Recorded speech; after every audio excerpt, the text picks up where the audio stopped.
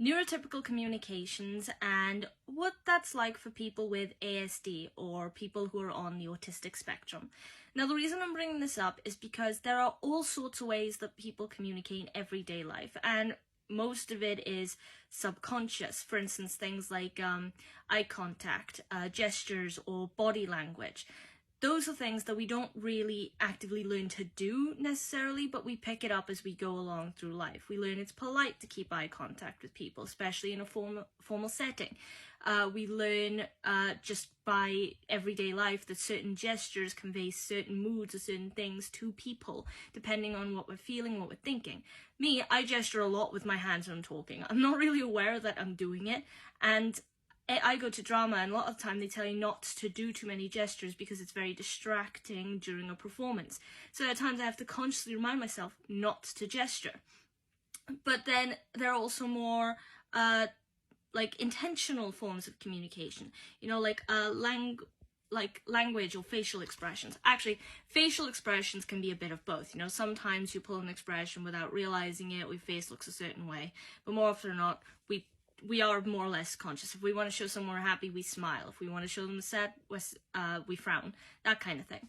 But these communication techniques are a little awkward sometimes for people with ASD, simply because a big problem with autism, a big difficulty, is the communication skills, and therefore also social interactions. How do we interact with people when we don't really understand what's being conveyed to us? That's the thing. Now, in these videos, I'm just going to cover each of these kinds of communication, what it's like, why people who are neurotypical use them, and why it's difficult for people with ASD to recognize them or respond, what's the word I want to use, like appropriately, I suppose, or in a way that makes sense to the people around them. So, language, this one, right? Now, when people talk, we don't just say words we mean. A lot of time we say words that we don't mean, by which I mean like phrases or idioms. For instance, if you said, "I'm going to kill you" to someone, it doesn't mean that you're going to murder them. It means that you're annoyed with them, or you're really embarrassed by something they've done or something they've said. If you said it's raining cats and dogs, you don't mean it's literally raining cats and dogs, but you mean it's raining heavily. Those kinds of phrases. Now, for someone with autism, especially when communication is particularly difficult, because every difficulty that someone with autism experiences is different to the next person in terms of level. For me, I've learnt actively throughout the years these different communication styles, and to basically read between the lines so I can understand what people are saying to me or conveying to me and be more conscious of it. But there are lots of people with autism who struggle even to do that, even to learn to pick up on these things, and instead just kind of go through life kind of just responding to what they think is being said to them. So, like I said, now, a lot of time people with autism may take things very, very literally, okay? And you might say something to them that they take as a absolute. Now, for instance, the phrase, "I'll do it now," or "I'll do it in a minute." More often than not, if you say that, what you mean is you're actually going to do it soon. You're not going to do it right this second. But in my case, I know if someone says that to me, that they're not going to do it right now. I gotta give them a couple minutes. I know when I say it to people, that's what I mean. But my brother, who has a slightly more severe form of autism and whose communication skills are particularly difficult for him, if I say I'll do it now when he asks me to do something, or when he asks me for a favor, then I have to do it now, because to him, now means exactly that. Now. It doesn't mean soon, it doesn't mean in a minute. And then if I don't, he feels like he's being overlooked, or it feels like no one's listening to him, or it can feel like in general people aren't interested in what he's asking, in the favor he's asking. Basically, people aren't paying attention. When that's not the case, we are paying attention, we are going to do what he's asked. We just mean we'll do it in a minute, not literally right now. In some cases, he can even feel like you're actively being dishonest with him, which then you have to explain, "No, I'm not being dishonest, because I mean what I say." But then I have to remember the words that I just said mean something different to him. You see? So the trick with language a lot of the time, if you're someone with autism, is you really have to learn to read between the lines what someone's saying to you. Learning key phrases is really helpful, especially when you learn what they're supposed to mean. Because then if you kind of become conscious of that, or if you can remember these phrases, then when someone says them to you, instead of your first thought being, "Hang on, I don't understand, why is that?" I don't understand what you're saying to me. Instead, you'll be able to go, right, I think this is what you're saying to me, but I know that that phrase usually means this to other people.